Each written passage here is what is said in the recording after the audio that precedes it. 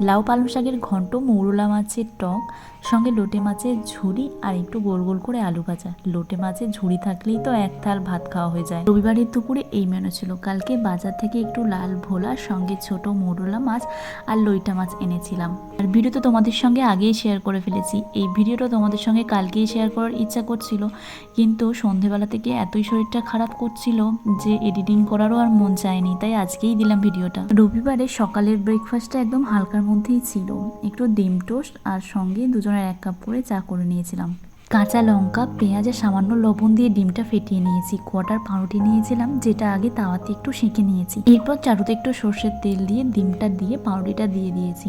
দুজনের জন্য দুটো বানিয়ে নিয়েছি এইভাবেই। উপর থেকে একটু কুচনো পেঁয়াজ আর কাঁচা লঙ্কা ছড়িয়ে দিয়েছি। সার্ভ করেছি টমেটো সসের সঙ্গে। মাঝের মধ্যে সকালের ব্রেকফাস্টে এরকম ডিম টোস্ট থাকলে মন্দ হয় না।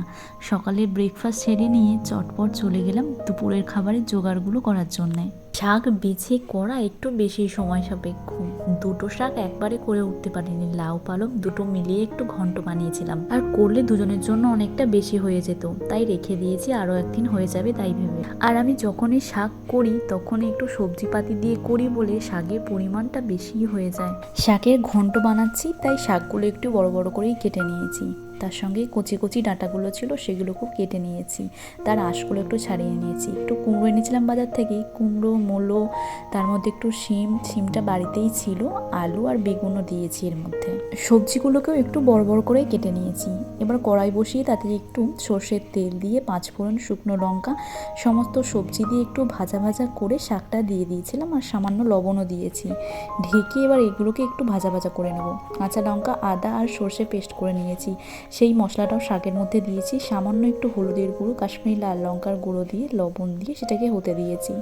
আলাদা করে বড়িটা ভেজে নিলাম, প্রথমে বড়িটা ভাজা হয়নি বলে। শাকের মধ্যে বড়িটা দিয়ে একটু জল দিয়ে লবণ দিয়ে ফুটিয়ে নেব। শাক যতক্ষণে হচ্ছে লোটে মাছের জোগাড়গুলো করে নেওয়া যাক। পেঁয়াজ কেটে নিয়েছি, একটু রসুনও থেতো করে নিয়েছি, আদা কষে নিয়েছি। শাকটা হয়ে এসেছে, নামানোর আগে একটু গুড় দিয়েছি। আমি শাকের মধ্যে চিনিটা একটু কমিয়ে ব্যবহার করি।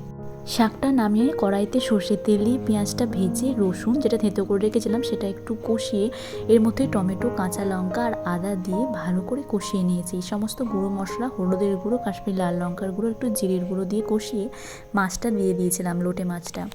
নাড়াচাড়া করে একটু ঢাকা দিয়ে সিদ্ধ হতে দিয়েছিলাম। সিদ্ধ হয়ে গেলে কিছুক্ষণ পর নেড়ে চেড়ে ওর যে কাঁটাগুলো হয় সেগুলো বাদ দিয়ে একটু লবণ দিয়ে ভালো করে ঝুড়ো ঝুড়ো করে নামিয়ে নিয়েছি। লইটে মাছ থেকে যেহেতু একটু জল বেরোয়, তাই এই রান্নায় একদম জলের ব্যবহার করা চলবে না। মোরলা মাছ লবণ হলুদ মাখিয়ে তেলে ভেজে নিয়ে তেঁতুল গুলে রেখেছিলাম, সেটা দিয়েছি, আর একটু গুড় দিয়েছিলাম। চিনির ব্যবহার এ তো আমি করিনি।